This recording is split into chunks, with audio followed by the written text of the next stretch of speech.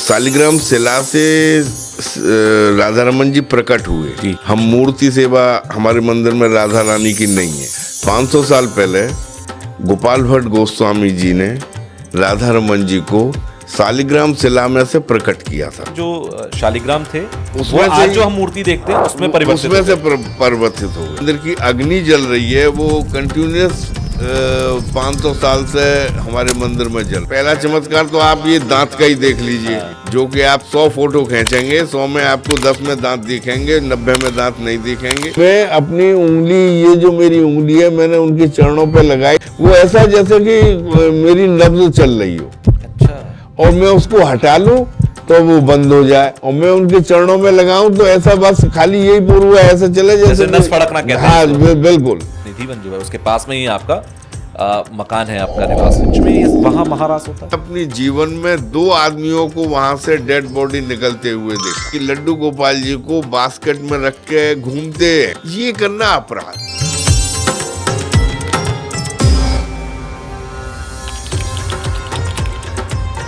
Hello hi welcome, कैसे हैं आप सब लोग। नमस्ते, मैं हूं आपके साथ तुषार कौशिक और आज डिजिटल जॉकी का एक और पॉडकास्ट देख रहे हैं। और आज के पॉडकास्ट की शुरुआत में मैं आपको बोल देता हूं राधे राधे।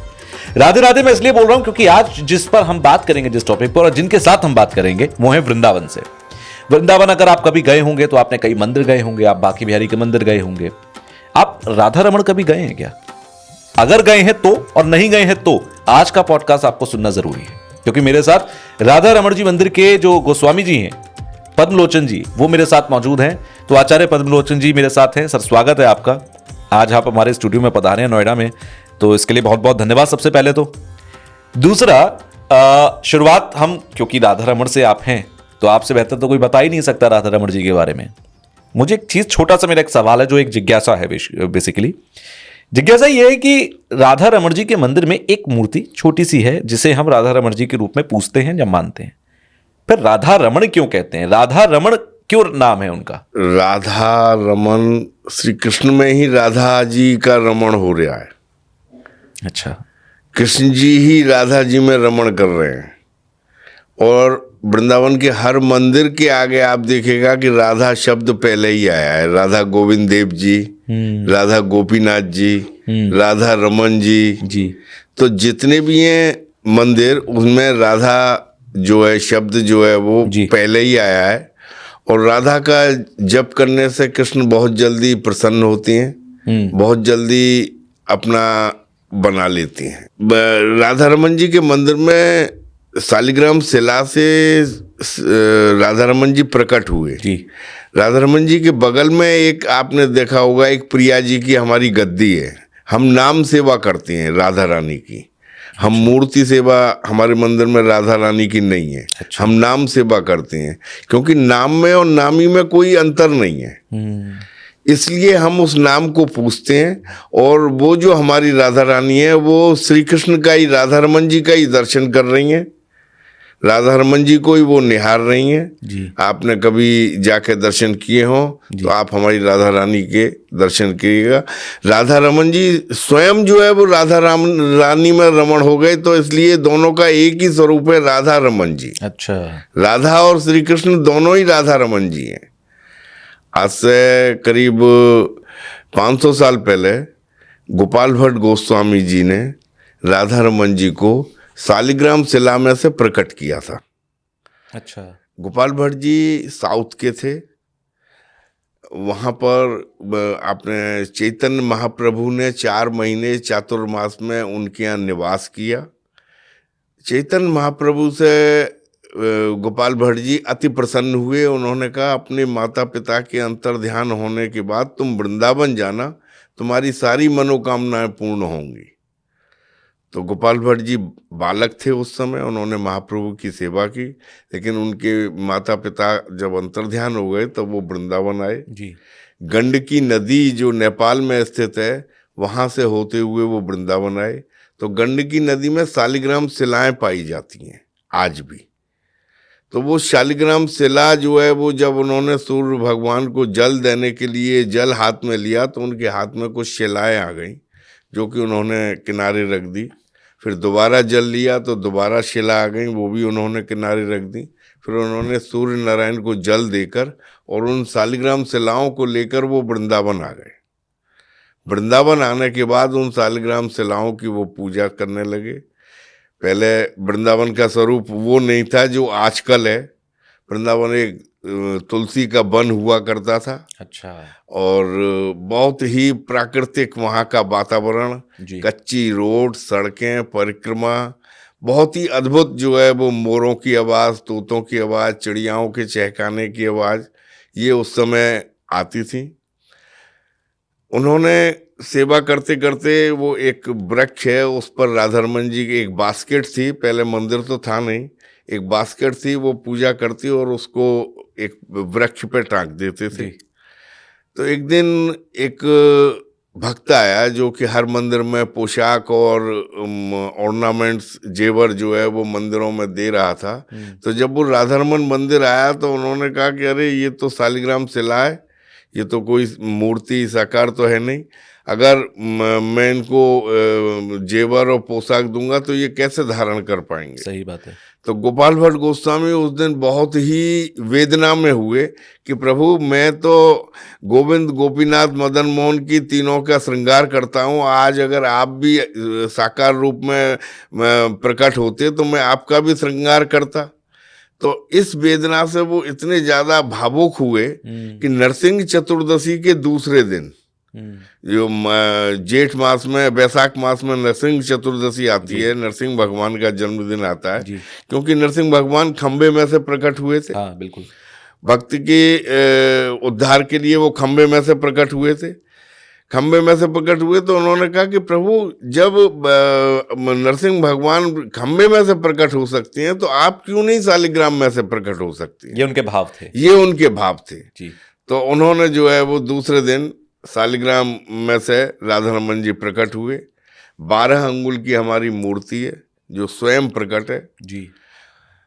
उस समय की जो समकालीन हमारे पूर्वज थे, गोपाल भट्ट जी, सनातन गोस्वामी, रूप गोस्वामी, जीव गोस्वामी आदि आदि, तो उन्होंने जो है वो राधारमन जी का जन्मदिन दिन के समय में मनाया और बनाने के बाद गोपाल भट्ट गोस्वामी ने उनकी सेवा पूजा प्रारंभ की, उनका वो श्रृंगार करते। आप ये कह रहे हैं कि जो शालिग्राम थे उसमें वो आज जो हम मूर्ति देखते हैं उसमें परिवर्तित हो गई है और बाकी की जो शिलाएं उनको हम आज भी मंदिर में गर्भगृह में रख के उनकी पूजा होती है। ये वही शिलाएं हैं जो वही शिलाएं जो गोपाल भट्ट जी लेके आए थे। अच्छा।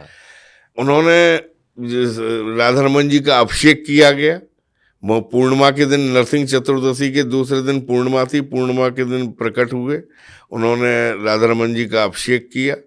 एक कृष्ण जन्माष्टमी अभिषेक की एक अभिषेक पद्धति बनाई गई। अच्छा।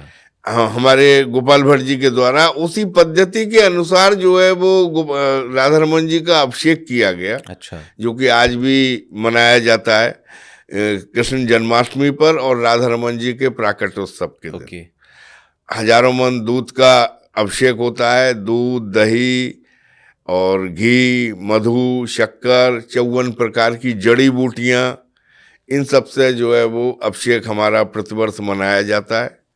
राधारमन जी जब प्रकट हो गए तो गोपाल भट्ट गोस्वामी को ये चिंता सताई कि मेरे बाद इस राधारमन जी की सेवा पूजा का भार किसको दूं। तो उन्होंने सोचा कि अगर मैं किसी सन्यासी को देता हूं, क्योंकि वो तो ब्रह्मचारी थे, उन्होंने कहा मैं किसी सन्यासी ब्रह्मचारी को देता हूं तो वो भी ओल्ड एज में जाके ये सोचेगा कि मैं किसको दूं। बिल्कुल। तो उन्होंने कहा कि नहीं, मैं किसी गृहस्थी को सेवा का भार दूंगा। अच्छा। तो उनके 2 शिष्य थे, श्री गोपीनाथ गोस्वामी और श्री दामोदर गोस्वामी जी। तो गोपीनाथ जी बड़े थे, दामोदर जी छोटे थे, दोनों उनके शिष्य थे। उन्होंने जो है गोपीनाथ जी से कहा कि तुम शादी करो, तुम्हारे परिवार को मैं राधारमन जी की सेवा का भार सौंपूंगा जी। उन्होंने कहा नहीं गुरुदेव, मैं तो आपका शिष्य हूँ, मैं तो आपकी सेवा करूंगा। जैसे आपने शादी नहीं की वैसे मैं भी शादी नहीं करूंगा। मेरा छोटा भाई है दामोदर, हाँ जी, वो शादी करेगा, आप उसको सेवा का भार सौंपिए। दामोदर जी ने शादी की।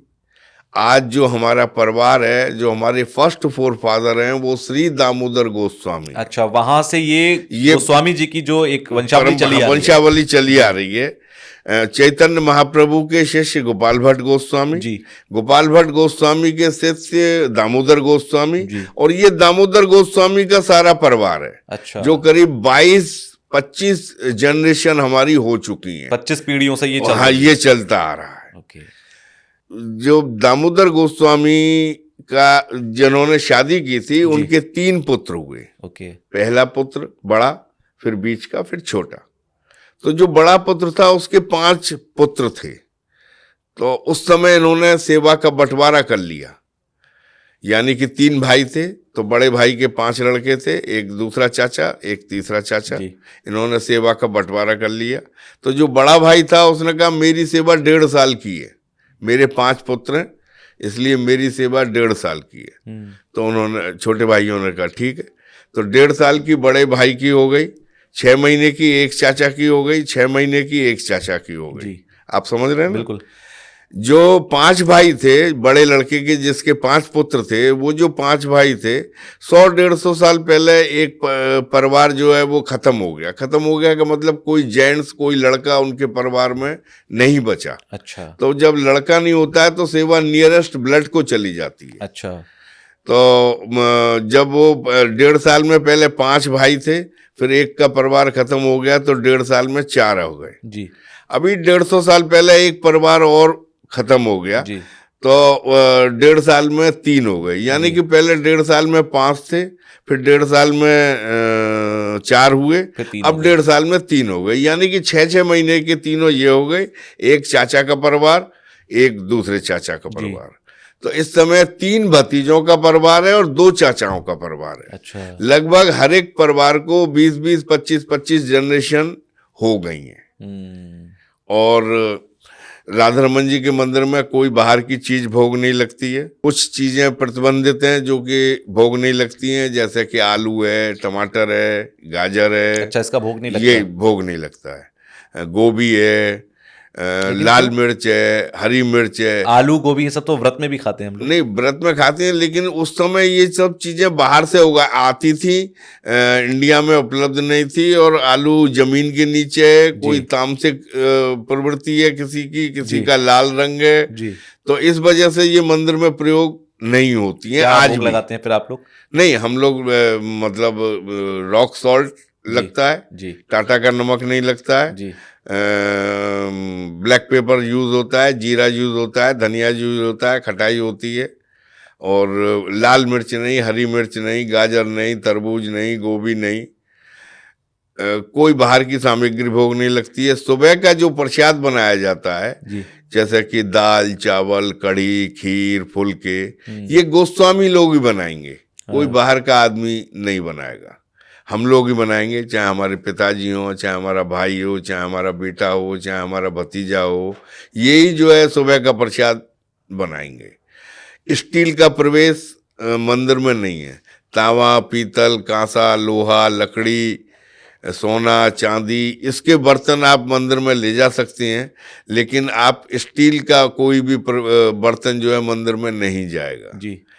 जो मंदिर की अग्नि जल रही है वो कंटिन्यूस 500 साल से हमारे मंदिर में जल रही है। अच्छा, 500 साल पहले जो प्रज्वलित की गई वो आज भी है। गोपाल भट्ट गोस्वामी ने उस अग्नि को मंत्रों के द्वारा प्रज्वलित करके उस अग्नि को काष्ठ से काष्ठ रिगड़ के उस अग्नि को जलाया था। लकड़ी से लकड़ी को रिगड़ के उस अग्नि को जलाया था। तो वो जो अग्नि है वो हमारे मंदिर में आज भी जल रही है और अभी तक बुझी नहीं है। जब हमारा सुबह का प्रसाद बन जाता है तो उसमें लकड़ी और कंडे उसमें लगा दिए जाते हैं। शाम को भी जब हमारा प्रसाद बन जाता है तो उसमें लकड़ी और कंडे लगा दिए जाती हैं। इसी क्रम से उसको हम कंटिन्यूस आज तक जलाए चले आ रहे हैं। वो अखंड अग्नि हमारी जल रही है। कोई हमारे मंदिर में गैस का प्रयोग नहीं है। अच्छा, उसी पर प्रसाद बनता है राधा रमन जी का। अच्छा, आज भी वाह। और लकड़ी बड़ी अप्राप्त होती जा रही हैं, बड़ी मुश्किल से मिलती हैं, लेकिन नहीं, जब तक मिल रही हैं तब तक हम उस परंपरा का निर्वहन करते चले आ रहे हैं। राधा रमन जी के मंदिर में जो शाम का प्रसाद है, जैसे पूरी है, कचौड़ी है, लड्डू है, कुलिया है, ये कुलिया प्रसाद है जो बड़ा फेमस है और उसको अमृत केली भी बोलती हैं। वो दूध और शक्कर से बनाया जाता है। पंचामृत, जिसे हम चरणामृत बोलते हैं, जिसे नहीं, चरणामृत नहीं, मैं आपके लिए लेके आया हूँ, आपको मैं दूंगा तो आप उसको देखिएगा, मैं दिखाऊंगा भी। हाँ, वो ब्रिज रच का बना हुआ पॉट है, डस्ट का बना हुआ पॉट है, और उसमें शुगर और वो खाली मिल्क का वो प्रोडक्ट है। अच्छा, वो बड़ा हमारे यहाँ का फेमस प्रसाद है। और सारा प्रसाद जो है वो अपने मंदिर का कोई डिसाइपल ही बनाएगा, किसी गोस्वामी का डिसाइपल होगा, वही ये सब प्रसाद बनाएगा। 5 बार हमारे मंदिर में भोग लगती हैं, 7 हमारे मंदिर में आरती होती हैं, 9 बार हमारे मंदिर में दर्शन खुलती हैं और बंद होती हैं।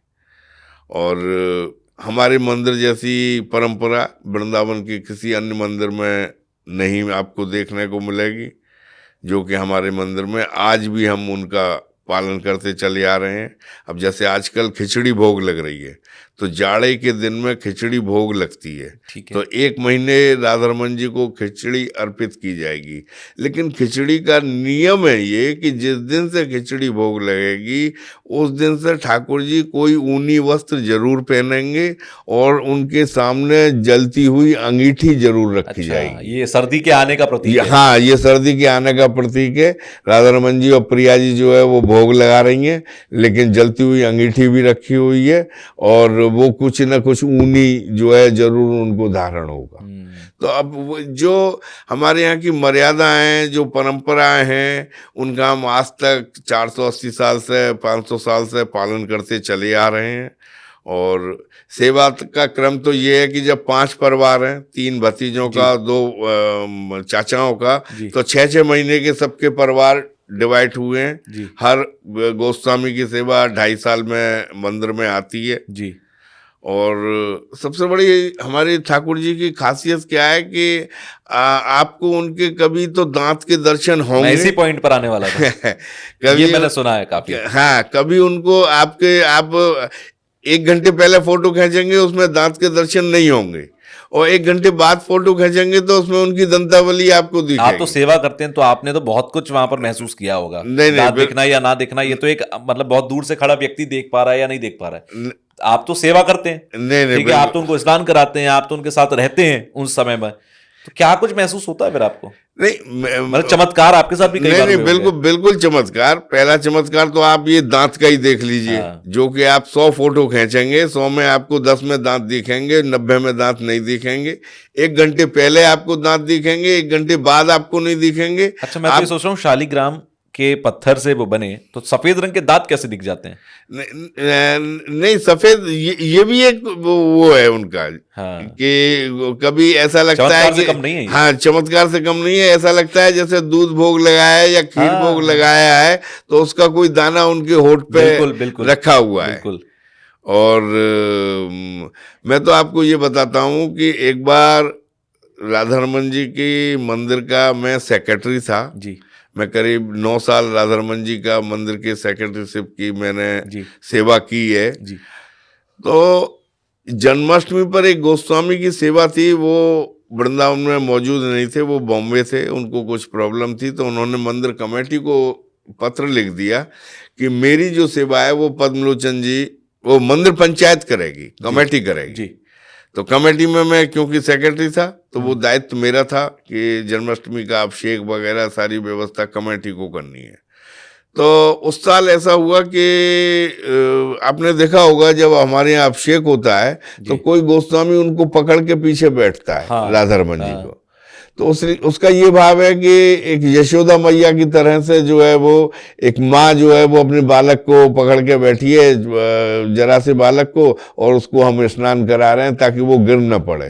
तो इस भाव से एक गोस्वामी जी श्री राधा रमन जी के चरणों को पकड़ के बैठता है। तो उस साल ये सौभाग्य मेरे को प्राप्त हुआ, तो मैं बैठा।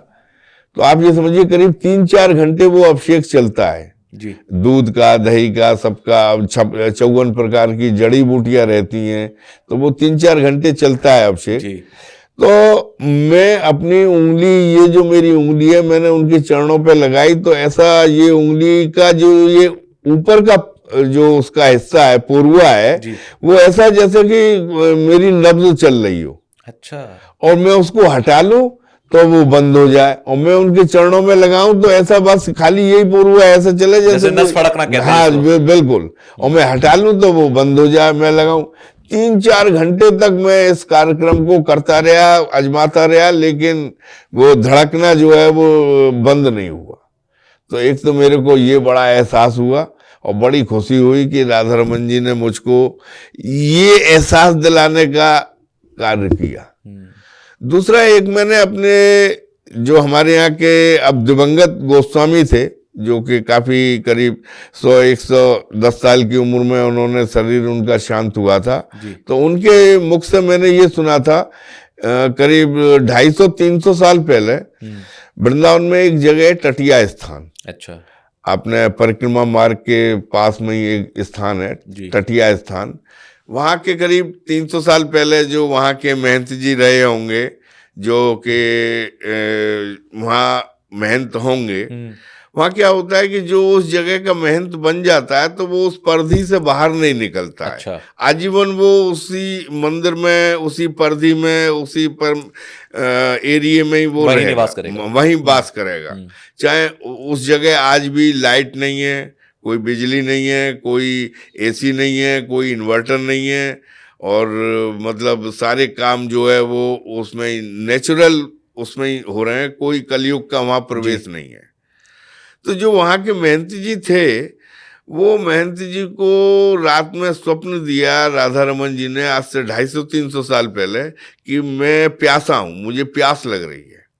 तो उसकी आंख खुल गई महंत जी की। महंत जी ने सोचा, अरे राधा रमन जी ने मुझको स्वप्न दिया है कि मैं प्यासा हूँ, तो मैं क्या करूँ, मेरा तो ये व्रत है कि मैं इस घेरे से बाहर नहीं निकलूंगा, और मैं जाऊं कि नहीं जाऊं उनसे कहने के लिए।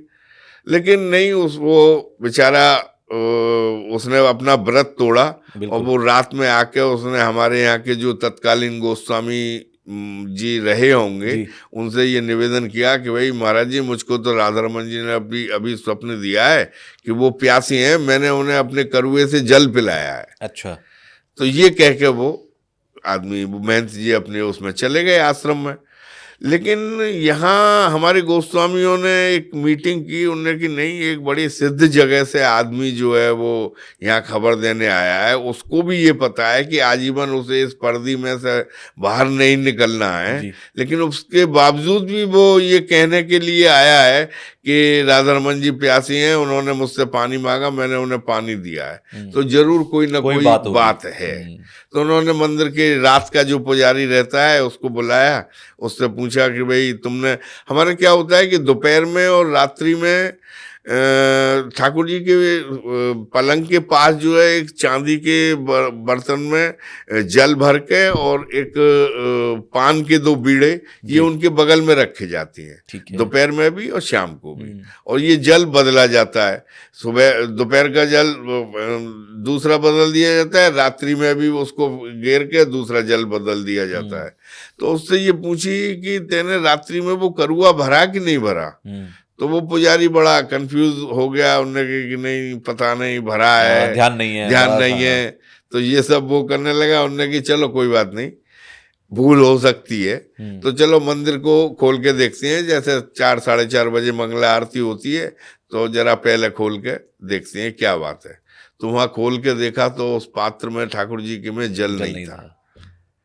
तो मैंने तो ये 2 चमत्कार, 3 चमत्कार, एक दांत वाले, दंतावली उनकी ऐसी, आप मेरे पास मेरे मोबाइल में फोटो हैं, किसी में 1 दांत दिख रहा है, किसी में 2 दिख रहे हैं, किसी में 3, किसी में 5, किसी में 7, किसी में 8, इतनी उनकी दंतावली, और किसी में मुंह बंद है, बिल्कुल एक भी नहीं दिख रहा। ये गूगल पर भी कई ऐसे फोटोज हैं अलग-अलग जिसमें ऐसा दिखता है।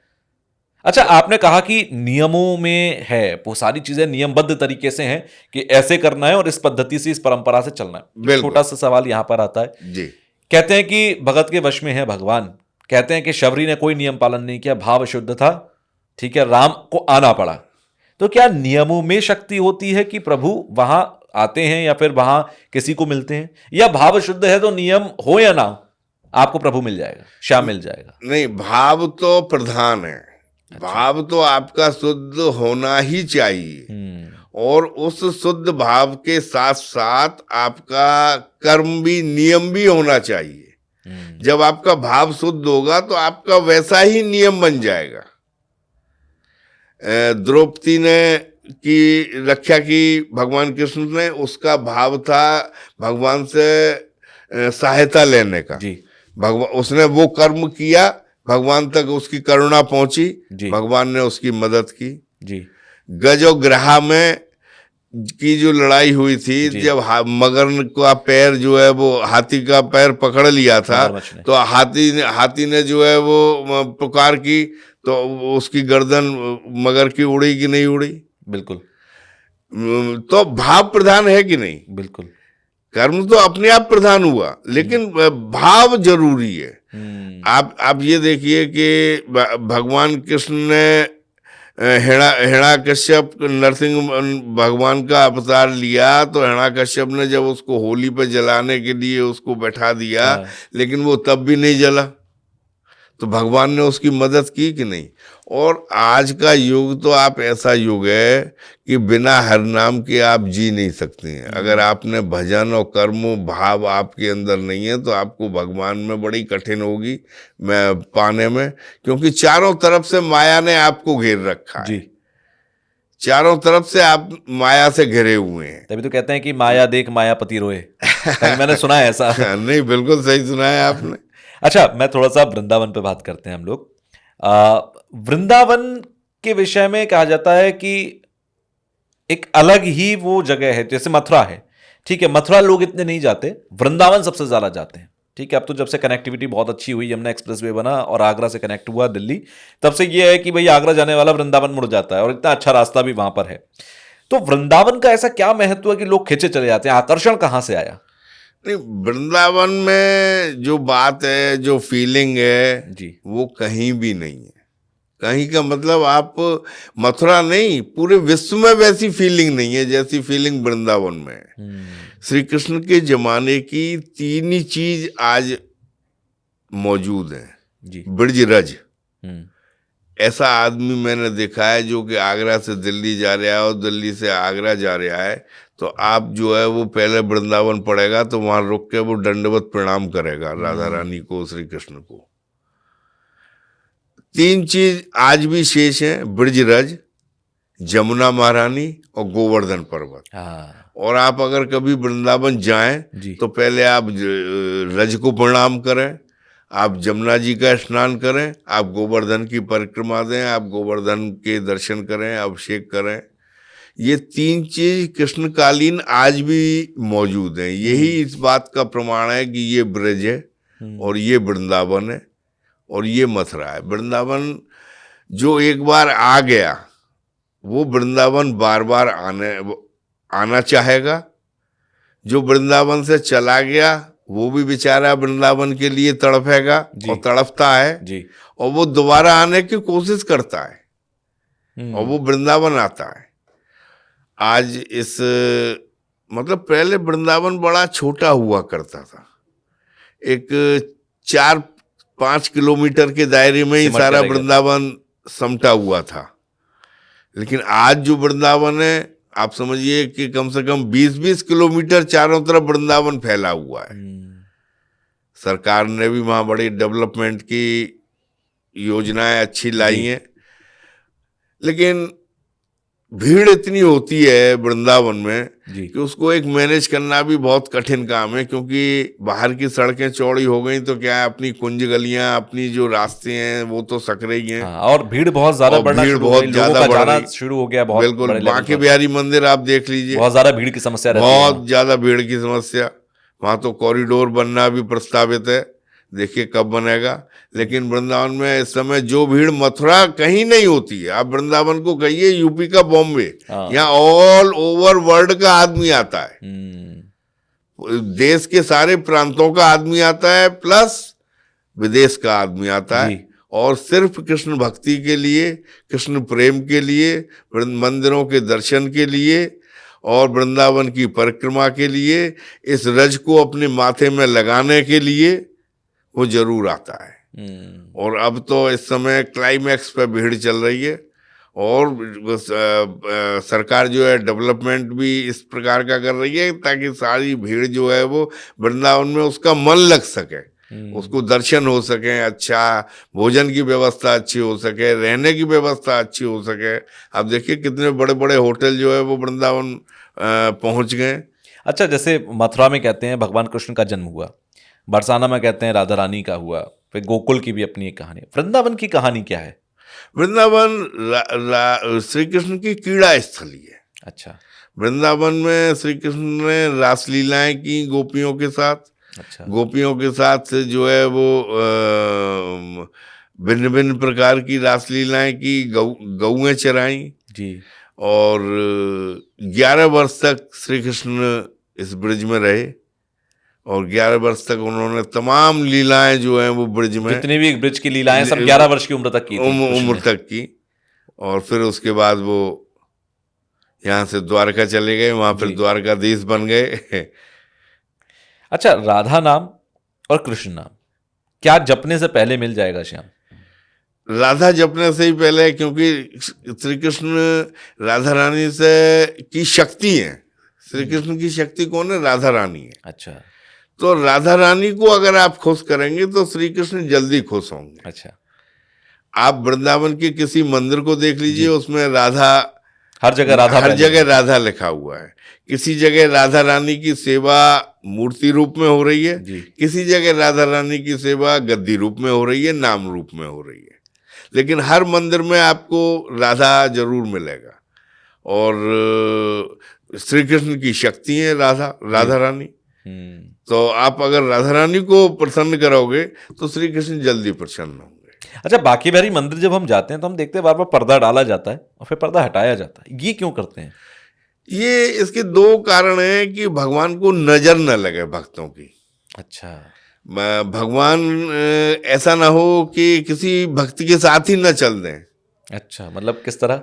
कि वो भगवान, जो भक्त उनके दर्शन कर रहा है, उसकी ऐसी नजर लगी कि भगवान उसके साथ ही न चल दें। अच्छा, तो वो हाँ, इसलिए पर्दा बांके बिहारी मंदिर में खींचा जाता है कि हमारे बांके बिहारी को नजर न लगे। तो बार बार पर्दा खींचा जाता है। जब सुंदर झांकी बांके बिहारी की तो है ही है, आज वृंदावन में भीड़ भी बांके बिहारी के नाम से आती है जी। लेकिन हमारा जो राधा रमन जी है वो अंतर्राष्ट्रीय ठाकुर है। आप विदेशों में भी राधा रमन जी का नाम, जो इंस्कॉन के प्रभुपाद थे, उन्होंने बड़ा प्रचार प्रसार गौड़िया संप्रदाय का किया। गौड़िया संप्रदाय क्या है? गौड़िया संप्रदाय मतलब 4 संप्रदाय होती है ना, निम्बार्क, अच्छा, वल्लभ संप्रदाय, श्री संप्रदाय और गौड़िया संप्रदाय। हर संप्रदाय का अलग अलग अपने तिलक है जी। हर संप्रदाय की अपनी अलग अलग पूजा पद्धति और सेवा पद्धति है जी। लेकिन सबका भाव यही है कि आखिर में श्री कृष्ण के चरणों में ही सबको जाना है। अच्छा, रास्ते अलग अलग हैं लेकिन मंजिल सबकी एक ही है। अब जैसे आपने तिलक लगाया बड़ा सुंदर सा, ये तिलक की क्या तिलक क्यों लगाते हैं?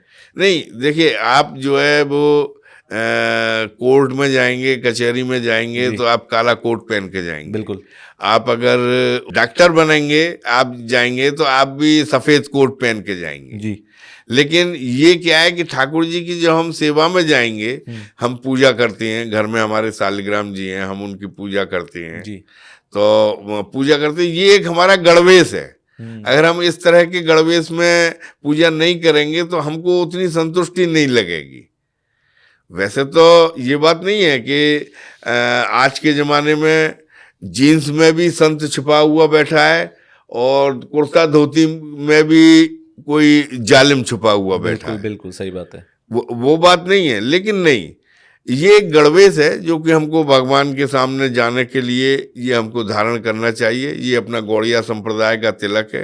ये बीच में जो आप ये काला देख रहे हैं, ये राधा रमन जी की आरती होती है, जो उस आरती का बचा हुआ कोयला जो राख होता है, उस राख का ये कोयले का तिलक है, जो कि हम सारे गोस्वामी जो राधा रमन जी की हैं वो इसको धारण करती हैं। अच्छा, मुझे जैसे जानकारी मिली कि निधिवन, वृंदावन में निधिवन जो है उसके पास में ही आपका मकान है, आपका निवास है। निधिवन के बारे में कहते हैं कि वहां पर आज भी हर रोज हर रात में रास होता है।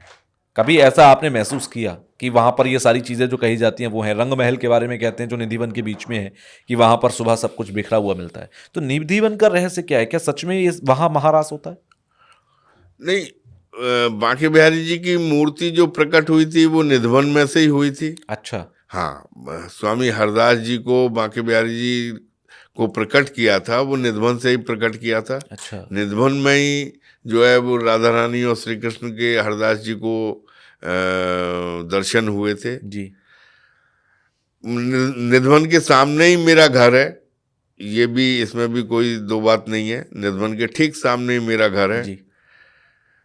या तो हम लोगों के पास वो चक्षु नहीं है जिससे कि हम उन चक्षुओं से राधा रानी के दर्शन कर सकें, लेकिन उस सामने हमारा घर होने के कारण मैंने अपनी जीवन में 2 आदमियों को वहां से डेड बॉडी निकलते हुए देखा है। ये निधिवन जहां पर अंदर निधिवन बना वो वहां से? जी हाँ, वहाँ क्या कि ठीक सामने ही घर है। हमने देखा कि रंग महल जो है उसके नीचे एक कोठरी हुआ करती थी।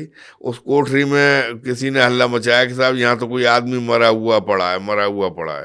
थोड़ी देर में पुलिस वगैरह आई, उस डेड बॉडी को निकाल के ले गई जी। फिर उसके एक 10-12 साल बाद भी ऐसा एक वाकया हुआ था कि डेड बॉडी मिली वहाँ। ये कौन से साल की बात होगी लगभग? तो होगी करीब 68। अच्छा, लगभग 70 की। 70 के दशक की हुई। हाँ, 70 के दशक की होगी। और एक लगभग 12 साल बाद लगभग 80 या 85 के आसपास की बात होगी। हाँ बिल्कुल, 1985। बिल्कुल जी। तो ये 2 वाकये मेरे सामने जरूर हुए थे। राधा रानी के और निधिवन में आज भी आती हैं, नृत्य करती हैं। देखिए, भगवान तो हर कण में मौजूद है। बिल्कुल। नरसिंह भगवान ने खम्भे में से प्रकट हो गए थे। हाँ। आज यहाँ पर भी भगवान मौजूद हैं जी। लेकिन हम उनको देख नहीं पाएंगे क्योंकि हमारे जो ज्ञान चक्षु हैं, हमारा जो माया ने जो हमको घेर रखा है, जब माया का पर्दा हटेगा तभी साक्षात्कार होगा। और जब तक माया का पर्दा है तब तक साक्षात्कार भगवान से नहीं होगा। तो ये जो माया का पर्दा है, आप भगवान आज की डेट में अपना होने का एहसास आपको जता देती है कि मैं तेरे साथ हूं। आप कोई काम कर रहे हैं, आपको उस काम में सफलता मिली जी। आपने भगवान को मना के ही वो काम किया जी। आपको उसमें सफलता मिली, तो आपके दिल में आपने उस काम को करने की कोशिश में भगवान को याद किया। बिल्कुल। भगवान ने आपको उसमें सफलता दिलाई, यही उसने अपना होने का एहसास आपको दिला दिया कि मैं तेरे साथ हूं। अगर तू मुझे दिल से याद कर रहा है, तू मुझे भाव से याद कर रहा है, या तू मुझसे कोई विनती निवेदन तू मुझसे कोई कर रहा है, तो आज मैं तेरे साथ हूं, देख तुझे मैंने इसमें सफलता दिखलाई। आज भगवान ना आपने देखा, ना मैंने देखा, ना इसने देखा, ना उसने देखा, किसी ने भगवान को देखा नहीं देखा। लेकिन वो अपने मैं हूं इसका एहसास वो अपने भक्त को करा देता है। भक्त अंत में ये कहता है, नहीं भाई, भगवान की बहुत कृपा है। तो बस वो एहसास उसने भगवान ने आपको करा दिया कि मैं हूं तेरे साथ। लड्डू गोपाल पे मैं थोड़ा सा आऊंगा। लड्डू गोपाल की सेवा हम सब लोग अपने अपने घरों में करते हैं। एक तो क्या हर घर में लड्डू गोपाल होने चाहिए जहां पर भी कृष्ण की भक्ति है? नहीं, ऐसा कोई जरूरी नहीं है जी। वैसे क्या है कि घर में तो 8-9 अंगुल से ज्यादा की मूर्ति की सेवा पूजा नहीं करनी चाहिए। शास्त्र में लिखा है ऐसा। शास्त्र में ऐसा लिखा है। अगर आप ज्यादा मूर्ति बड़ी की सेवा पूजा कर रहे हैं या करना चाहते हैं तो आपको फिर विधि विधान से ही उनके भोग और उसकी आरती की सारी व्यवस्था करनी चाहिए कि उनकी समय से मंगला भी हो, उनकी समय से वो भी हो, अगर बड़ी मूर्ति है। लड्डू गोपाल जी की पूजा ऐसा जरूर नहीं है कि हर घर में हो जी। लेकिन अगर कोई भक्त लड्डू गोपाल जी की पूजा सेवा करता है तो जरूर उसको करनी चाहिए, क्योंकि लड्डू गोपाल जी बहुत छोटे हैं। लेकिन आज आपने वृंदावन में देखा होगा कि लड्डू गोपाल जी को बास्केट में रख के घूमते हैं, डोलते हैं।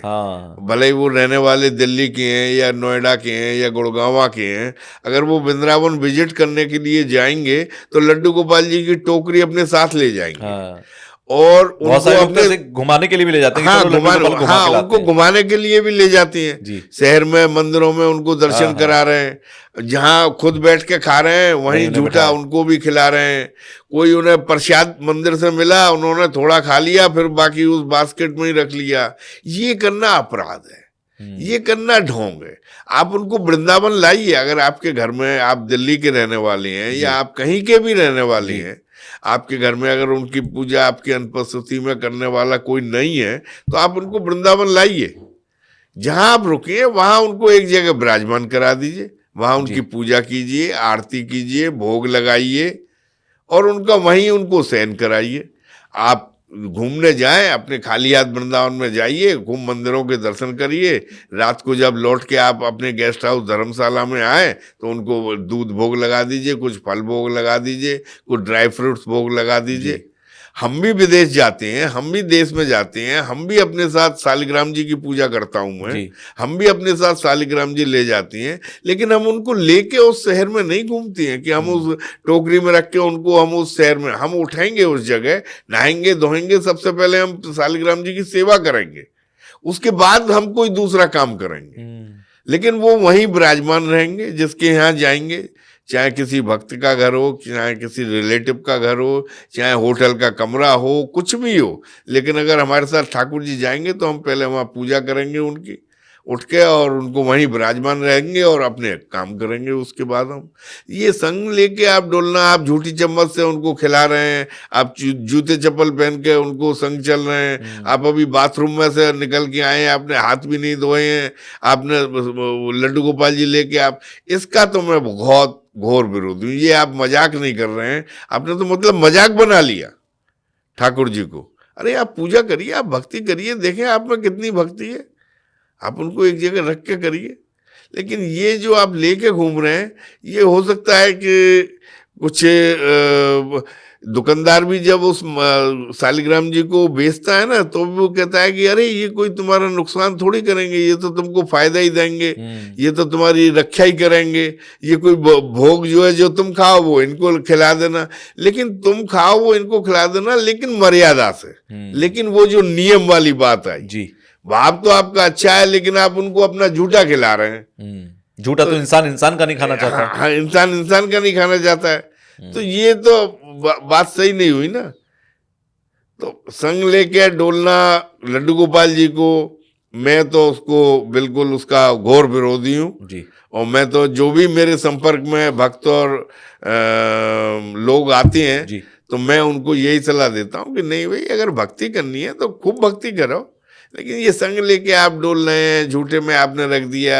मैंने तो शादी ब्याह में देखा है कि वो टेबल पे उसने अपनी टोकरी रख दी, नहीं उसमें लड्डू गोपाल जी है और वो खुद खा रही है और उनको भी झूठा खिला रही है।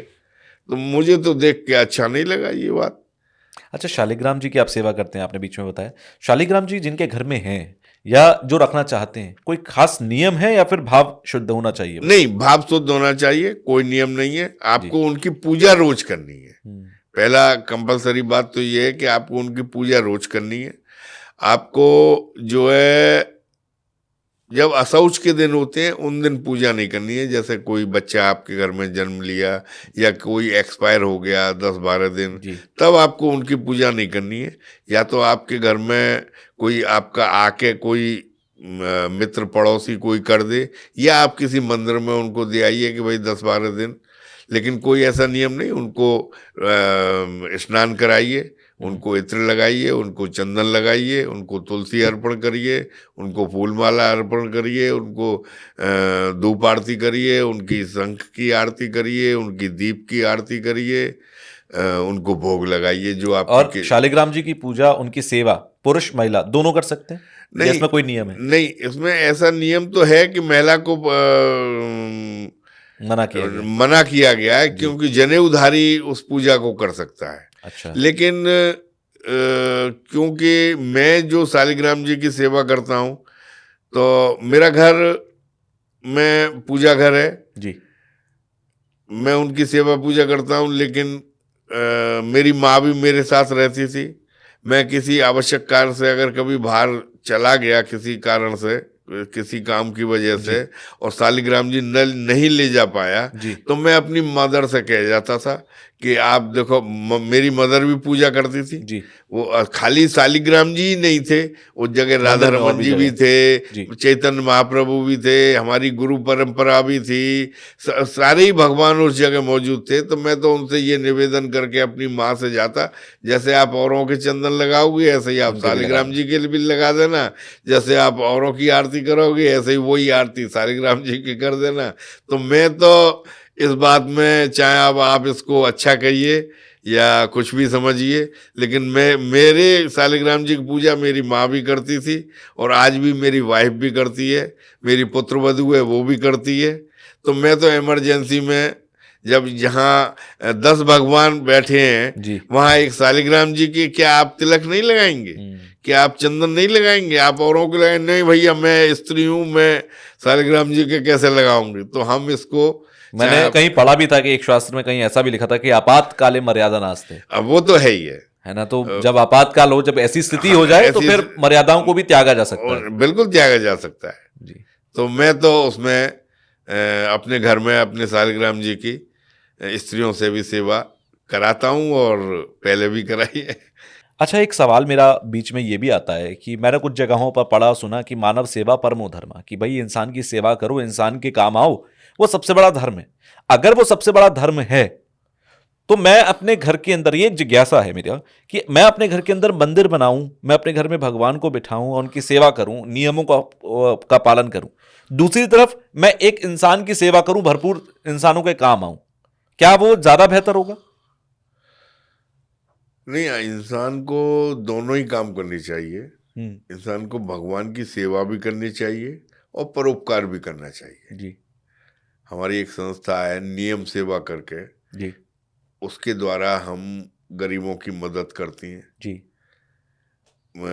जो गरीब बच्चे हैं, अंधे बच्चे हैं, उनका एक प्रोजेक्ट है, वहाँ मिड डे मील की हम सप्लाई करती हैं। बच्चों को, माताओं को, वृद्धों को हम ऊनी वस्त्र बांटते हैं, शॉल है, मोजे हैं, कैप है। तो हम तो दोनों काम कर रहे हैं। एक तरफ हम नियम सेवा के माध्यम से लोगों का परोपकार भी कर रहे हैं, लोगों का जिसकी जैसी कंडीशन है उसको हम वैसा, जो वो डिमांड कर रहा है उसको हम वो प्रोवाइड भी करा रहे हैं। इधर हम अपने श्री राधा रमन जी की सेवा भी कर रहे हैं। तो ये मानवता भी आपको अगर नहीं करेंगे जी, तो आप जीवन में सफल नहीं हो पाएंगे, क्योंकि मानवता करने से आपको जो दुआएं लगेंगी लोगों की, जी, वो आपके लिए सेवा के बराबर ही कार्य करेंगी। हाँ, जो जो जो जो कार्य सेवा करने से फल जो प्राप्त हो रहा है, वो उन गरीबों की, माताओं की, बच्चों की आप जो हेल्प करके जो आपको सुकून मिलेगा, जो उनकी दुआएं मिलेंगी, तो हम नियम सेवा के माध्यम से ये कर रहे हैं। हम जो बीमार वृद्ध हो जाती हैं, बीमार माताएं हैं, उनको डॉक्टरी सब चेकअप कराती हैं, उनको जो है वो दवाई दिलवाती हैं, उनको प्रिस्क्राइब कराती हैं। तो इधर हम नियम सेवा के माध्यम, नियम सेवा चैरिटेबल ट्रस्ट के माध्यम से परोपकार भी कर रहे हैं और उधर हम राधा रमन जी की सेवा भी कर रहे हैं। तो हम तो दोनों ही काम कर रहे हैं और लोगों को करने भी चाहिए। अगर आप सामर्थ्यवान जरा भी हैं जी, तो आपको कुछ न कुछ अपने आय का दान जरूर करना चाहिए। कहते हैं 10% दान करना चाहिए। हाँ, बिल्कुल आपको जरूर दान करना चाहिए। तो हम लोग जो हमको दान देते हैं, जो डोनेट करती हैं, जिसकी जैसी इच्छा होती है, कोई जाड़े में कहता है भाई कंबल बांट दो, तो हम कंबल गरीबों को बंटवाते हैं। जी, रोज जो है वो हमारे 150-200 पैकेट जो है वो गरीबों के लिए पैकेट बन के भोजन जाता है। जी, वो हम उसमें हम कोई वो ऊंच नीच, जाति पाति, उम्र का दायरा नहीं देखती हैं। बच्चा आता है उसको भी देते हैं, कोई वृद्ध माता आती है उसको भी देते हैं, कोई सन्यासी साधु आता है उसको भी देते हैं। तो ये कार्य हम अपनी संस्था के माध्यम से कर रहे हैं। जी, चलिए, बहुत अच्छा लगा मुझे आप आए और बहुत सारे विषयों पर हमने बातचीत की है, वृंदावन के बारे में भी बातचीत की है। सो आखिर में आप कुछ कहना चाहें तो प्लीज़ राधा रमन जी के भक्तों को कहिए, क्योंकि आपसे सुनेंगे तो उन्हें ज़्यादा अच्छा लगेगा। नहीं, मैं तो ये कहना चाहता हूँ कि वृंदावन में आए तो एक बार राधा रमन जी के मंदिर के दर्शन अवश्य करें। वो एक ऐसा ठाकुर है जो आपको कभी भी निराश नहीं करेगा, आपकी इच्छाओं की पूर्ति करेगा और आपको जो है वो अपने चरणों में लाकर आपकी हर विश पूरी करेगा।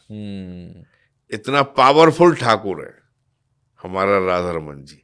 यूं तो सारे ठाकुर पावरफुल हैं जी, लेकिन एक होता है ना अपना किसी से लगाव। अपना इष्ट कौन है? अपना इष्ट राधा रमन है। उसी को हम कृष्ण मानते हैं, उसी को हम राधा मानती हैं, उसी को हम महाप्रभु मानती हैं जी। और आज 25-25 पीढ़ियां जो हैं वो उनकी सेवा करते हुए वृंदावन में जन्म लेके गुजर गई हमारे परिवार की।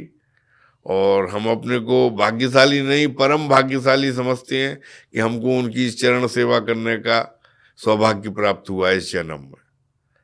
और उसी मर्यादा से, उसी परंपरा का पालन करते हुए हम राधा रमन जी की सेवा कर रहे हैं। वहाँ का प्रसाद, अद्भुत प्रसाद, आप वृंदावन आइए, वहाँ का प्रसाद आप लीजिए, कच्चा प्रसाद लीजिए, शाम का प्रसाद लीजिए, उनके दर्शन करिए। और मेरी सेवा तो वैसे 2026 में आएगी जून में जी, लेकिन मैं अभी से आपसे ये निवेदन कर रहा हूँ कि आप मेरी सेवा में एक बार जरूर पधारिए। पहुंचूंगा मैं। हाँ, तो मुझको बड़ी खुशी होगी। बिल्कुल बिल्कुल, ये तो सौभाग्य होगा मेरा कि मैं वहां पर पहुंचूंगा।